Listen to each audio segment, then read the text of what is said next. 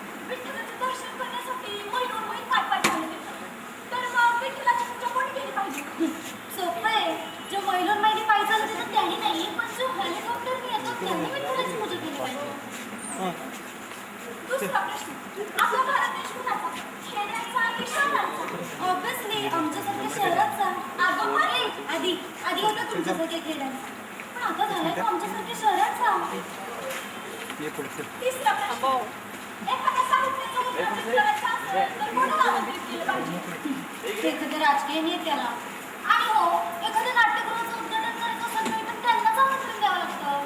कारण नाट्यकारांपेक्षा त्यांना जास्त माहीत असतं ना.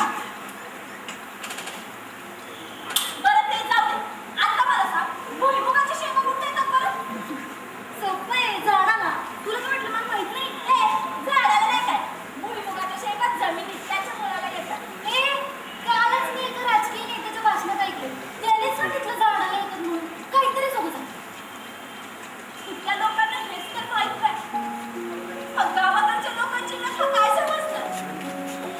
वाव, काय ऑसम प्लेस आहे. सुमन, वीकेंडला काय करतेस? आम्ही फिरायला जाणार. तू पण येतेस का? वाटलं मी पैसे भरते. मला गावाकडे जावं लागेल. घरी आहे आणि तात्या माझी वाट बघत असते.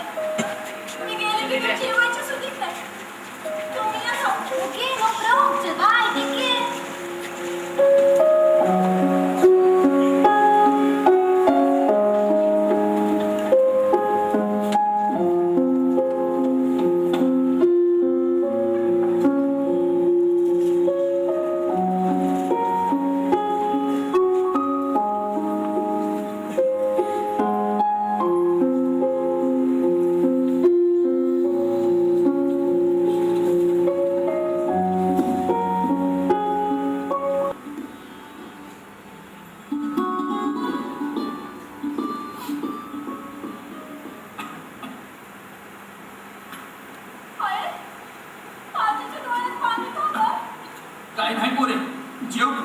गंगे पोरगी एवढ्या लांबून आली हाय आणि कशा पाय डोळ्यातलं पाणी काढते वय पोरगी घे तू भाकर घे. काय नाही ग तुला दिसत ना आले आहेस ना बघ म्हणून तात्याला जरा ठरून आले लय जीव आहे बघ त्यांचं तुझ्या आहे अजून जास्त भाकर टाकली असेल तर सुनीला ती खायला शिकून लय मोठे ऑफिसर होणार आहे ना म्हणलं हिचा मान राखला पाहिजे नाही का आधी बघा की कसं बोलतो यो सोमा लेका गपकी कशा पाय चिडवतेस माझ्या म्हशीला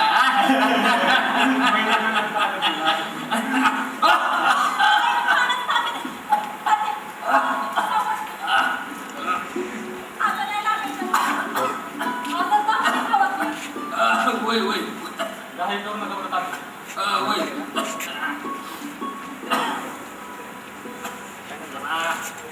निघाया पाहिजे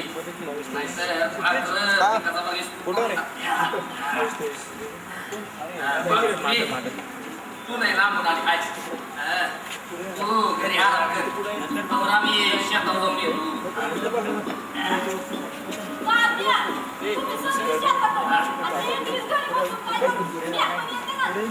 बाई तू काय ऐकायची काय चल तू बेशात विकास रा मोर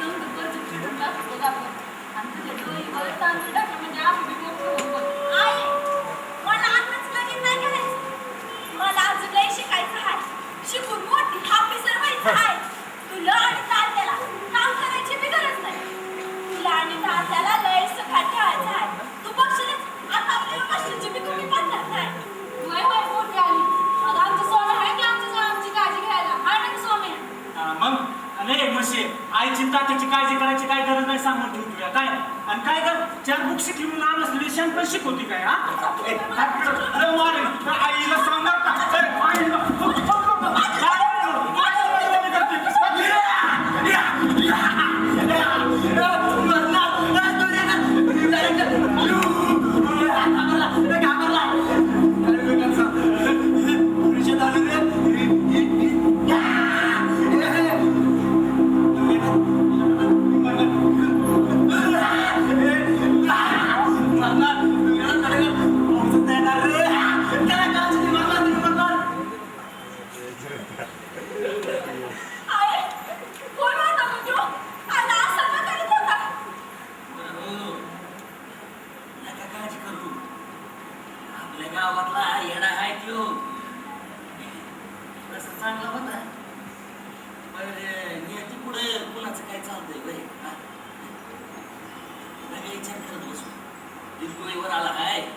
आपण जेवण करून घेऊ.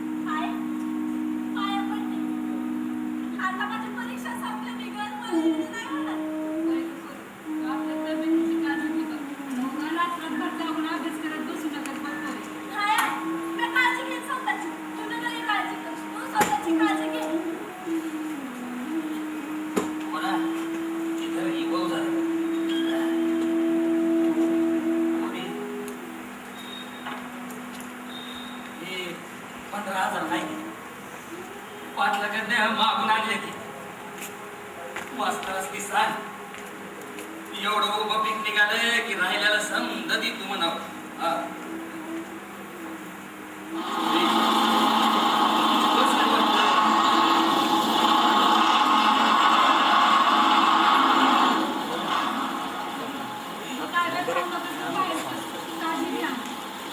तुमच्या लवकर मोठी हो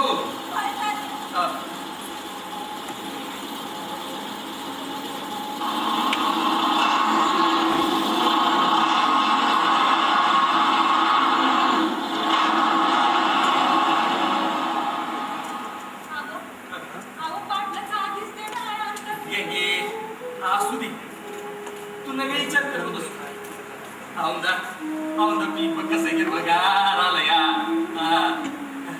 औंदा पण करू पैका मिळेल बघ समजा फिरून जात्या पाटणं गट्ट घेतलेलं बी फिरून जात्या आणि शिंकीला बी राहत्या तू नव्हे विचार कर आणि आपल्या सोमाने चाकरी जर या पाटलाकडे समजा फिरून जात्या बघ गंगे आपण जी भुगतोय ती आपल्या पोरांच्या नशिबाला नग पोरगी शिकली पाहिजे पोरगी शिकली पाहिजे आपल्याला उशीर होतो या आपण शेतावर जाऊया सोमा गायला घेऊन ये शेतावर आम्ही मोर जातो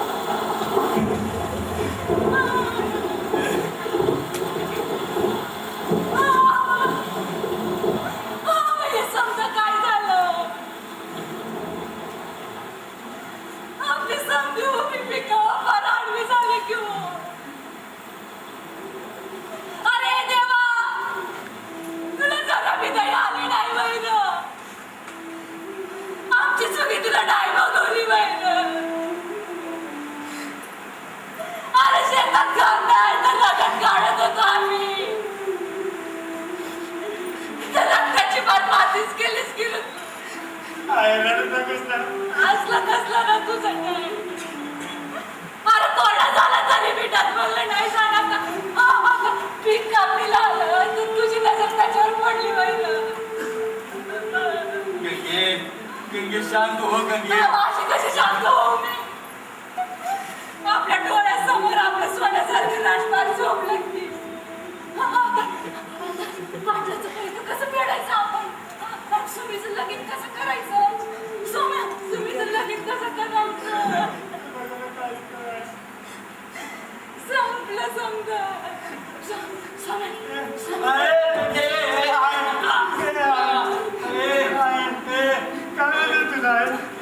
तू नाही काळजी करू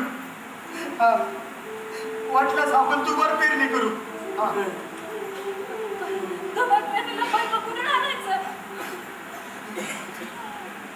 तुला काळजी करायची या पाटलाकडे चाकरी धरली आहे ना. आता त्यांच्याकडे 30 पाळी करीत होतो, आता रात्री पाळी बी करीन. 30 पाळी करीन, रात्री पाळी करीन. त्यांच्याकडे अजून थोडा पैका घेईन आणि दुवार निर्णय करेन. तात्यांनी मिळून समजून मिळतो. पण तू शांत उभं राहील. तुला काय झालं तर मग आम्ही कोणाला बोलायचं. तू नगेला विचार करत बसू गंगे. उठ उठ गंगे उठ. उठून बस, तुला बरं वाटत. उठ. आपण सर्वजण पाहत आहात की इथे या शेतीमध्ये शेतकऱ्यांनी पेरलेल्या पिकांचे गारपिटीमुळे अक्षरशः नुकसान झाले आहे. हे पहा, गारपिटीच्या या संकटामुळे हवालदिल झालेल्या शेतकऱ्यासाठी शेतजमीन साफ करण्याचे मोठे आव्हान आहे. हातातोंडाला आलेली पिकं डोळ्यासमोर भुईसपाट झाल्यामुळे या गावात तसेच संपूर्ण महाराष्ट्रातील शेतकऱ्यांसमोर मोठं संकट उभं राहिलं आहे. याशिवाय इतरत्र गहू, ज्वारी, हरभरा यासारखी पिकं अक्षरशः पाण्यात गेली. तसेच या गावातील जनावरं, पोपट, चिमण्या असे पक्षीही निसर्गाच्या या प्रकोपाला बळी पडले आहेत. गावात बिबट्यांचा थवाई सापडला असून मोठमोठ्या गारांचा प्रहार झाल्यामुळे किमान 1000 पोपट मारले गेल्याचे दिसत आहेत. गारा किमान 23 भरच्या आकाराच्या असल्याचे दिसत आहेत. आपण कल्पना देखील करू शकत नाही. आता इतक्यातच या भागातले आमदार व कृषी समितीचे अध्यक्ष दादासाहेब चाकरे झाले. आपण त्यांनाच विचारत घडलेल्या प्रकाराबद्दल दादा, मला सांगा, तुम्ही पाहतच आहात की आपले शेतकरी एका पाठोपाठ लागतात. या गारपिटीमुळे खूप मोठ्या प्रमाणात तुम्ही काय पावलं उचलणार? येतो का बाई? आम्ही पाहणी करायला आलो आणि मदत तर करूच की.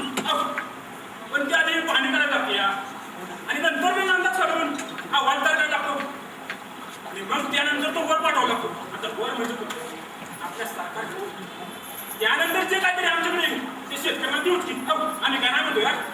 अच्छा, आता दादासाहेबांनी सांगितलंय आधी नीट सविस्तर पाहणी केली जाईल, मग अहवाल तयार केला जाईल, त्यानंतर शेतकऱ्यांना मदत होईल. दादा, महाराष्ट्रातील तमाम शेतकऱ्यांना तुम्ही काय आव्हान करता? मी शेतकऱ्यांना एकच सांगतो की ज्या ज्या ठिकाणी गारपीट असल्या ठिकाणी विविध शिफारशी आम्ही सरकारकडून मागणार आहोत. आणि महत्वाचं म्हणजे राजकारण बाजूला ठेवून शेतकऱ्यांना शक्य दादा, मला सांगा, नैसर्गिक असो वा मानवनिर्मित अनेक संकट शेतकऱ्यांसमोर उभी राहतात. त्यामुळे त्यांचं जगणं कठीण होत चाललंय असं वाटत नाही का तुम्हाला? बरोबर तुमचं पटतंय मला. पण शेतकऱ्यांना एकच सांगतो की तुम्ही आत्महत्या मुळीच प्रयत्न करू नये. आत्महत्येने तुम्हाला प्रयत्न करू सांग बरं पडतो का? आणि आत्महत्या करणे आपल्याला फायदाच आहे का? सांगा बरं. आत्महत्या करणे आपण स्वतः तुम्ही सांगितलं ना. मला वाटतं मी पण एक शेतकरीची माझी ही शेतकरी किती अशी होईल हो. मला सांगा, मी पण आत्महत्या करायची का? खरंच काय म्हणतात सांग बरं.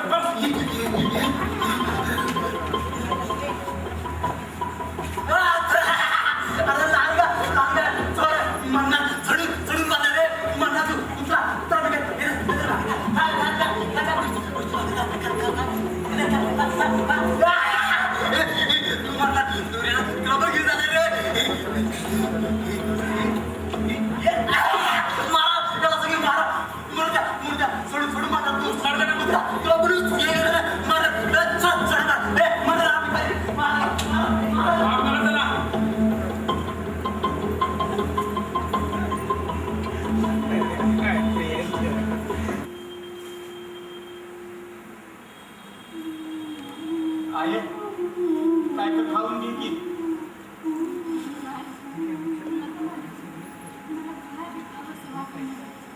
तू काय नाही खाल्लं बिघड बरी कशी होणार? तात्या सांग की आई का काहीतरी बोल तू. काय झालं तुला? अशी पांघर घेऊन का पडलीस? किती ताप आलाय तुला? बोल तू. अशी अचानक कशी काय? अगं परीक्षा होती ना तुझी.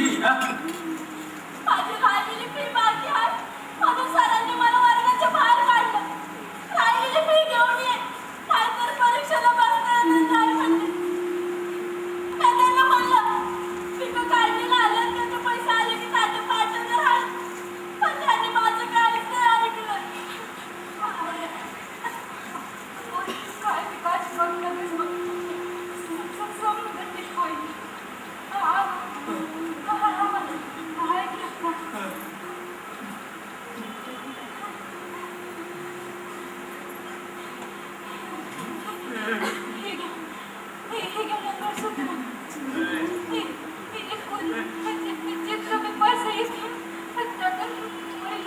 परीक्षेला पाठवा.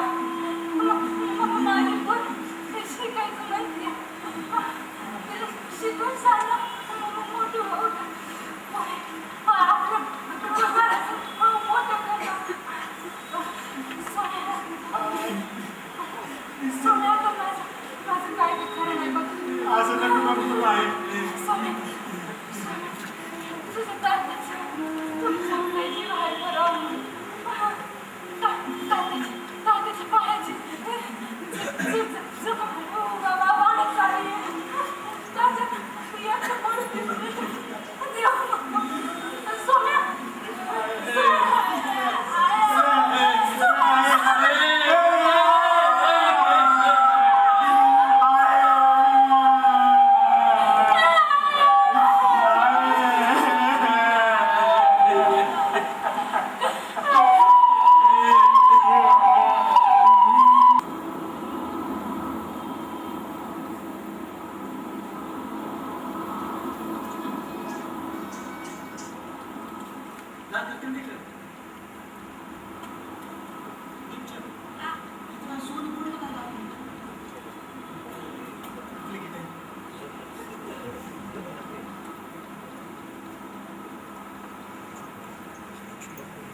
तात्या हो तात्या तात्या हो. काय झालं पाटील घरी आलत त्याच्याकडनं घेतलेलं पैक जर 5 दिवसात परत नाही केलं तर आपलं शेत तो स्वतःच्या नावावर करणार आहे म्हटलंय.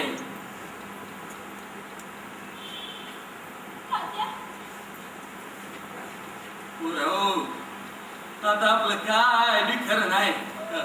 तुम्ही नका काळजी करू तात्या. हा पाटलाकडे चाकरी धरली ना उन्या. आता रात्र पाळी करतोय 30 पाळी करतोय वर्षभरात फिटून जाते. तुम्ही नका काळजी करू. पण मी आपण काम करत आपण तिघं मिळून स्वतः कर्ज फेडू. होय ग पोरे पण 5 दिवसात कर्ज फेडणं शक्य नाही. माझ्या मागाने सगळी जबाबदारी तुझी आहे बघ. बरं हो तुमची आई गेली आता माझं बी काही खरं नाही. अरे मी काय आज आहे आणि उद्या नाही. तात्या, असं काय बी बोलू नका. आम्ही दोघं आहे की तो मस्ती सांभाळायला.